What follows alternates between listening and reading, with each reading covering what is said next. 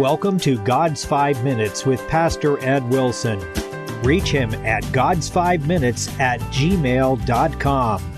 Now, here's Ed Wilson with God's 5 Minutes. Hello, friends. The 71st Psalm, which by its caption claims to have been written by David, is essentially a prayer that had been offered in the late autumn of his life. The 9th verse reads, "Cast me not off in the time of old age, forsake me not when my strength faileth me." God had been the governor that had first led David into a life filled with peril, adventure, and high office, and now that most of his life's journey through those events was behind him, he felt the need as only the elderly can of that same God who had now guided him to a life stage where natural abilities were failing to sustain him through the final steps. Perhaps David remembered with his prayer the time when he had happened upon an Egyptian servant to an Amalekite who had been abandoned by his master to die because he got sick. David showed mercy to that man who revived by his ministrations. David wasn't tired of his master, and he prayed that God wouldn't simply get tired of him, but would show him that same kindness.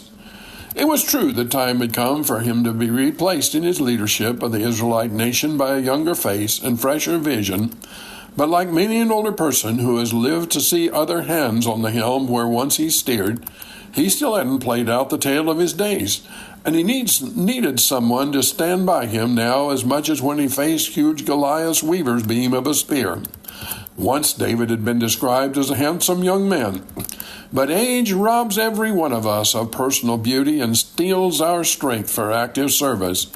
Good nutrition, exercise, healthy habits can only do so much to forestall the weary battle with time we are all destined to lose. David felt the change in his body and prayed, "Forsake me not when my strength faileth." If there were to be another bout with Saul's javelin, the agile youth rather who once leaped nimbly aside must fall this time beneath the blade, for old arthritic joints can't do what young ones had. What would become of him? Now he must trust God not only to help him dodge, but also to prevent the very blow. The 18th verse of this psalm reads, "Now also, when I am old and gray-headed, O God, forsake me not, until I have showed thy strength unto this generation, and thy power to every one that is to come." There is a dignity worthy of respect that belongs to the gray-headed who have weathered life's storms, and especially those who have spent the years of their vigor in lives devoted to building character and helping their fellow human beings. Nothing can make God forsake those who have not forsaken him. The years of our mortal lives on this planet constitute the time we have to show our Creator what we think of him and the world into which his providence has placed us. It is while we have the capacity to choose between selfishness and nobility, between good and evil, that we can demonstrate by sacrificing foolish passions for holy virtues that we love God. Words are not enough. In the end, our actions prove who we are. Although the sands of time were running out for David and physical resources were failing, he had lost none of his loving burden for his people, so he prayed for a little longer, a few more chances, to reassure them that the God of Abraham, Isaac, and Joseph was still on his throne. When he went to worship service and looked into youthful faces who still had the hardships of life before them, he yearned to testify to them that the stories they have heard of God's powerful blessings upon his life were true. He also wanted them to understand there was a special old person's grace that now lay upon his shoulders.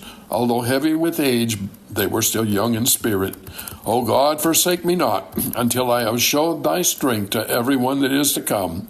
Everyone includes us, friend, for David's prayer spans the centuries. God's plan of salvation goes from conception in the womb into endless eternity.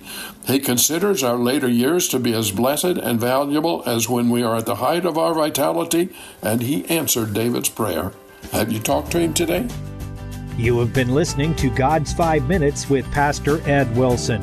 Reach him by email at GodsFiveMinutes@gmail.com. Tune in next time to hear more encouraging thoughts from God's Word on God's 5 Minutes with Pastor Ed Wilson.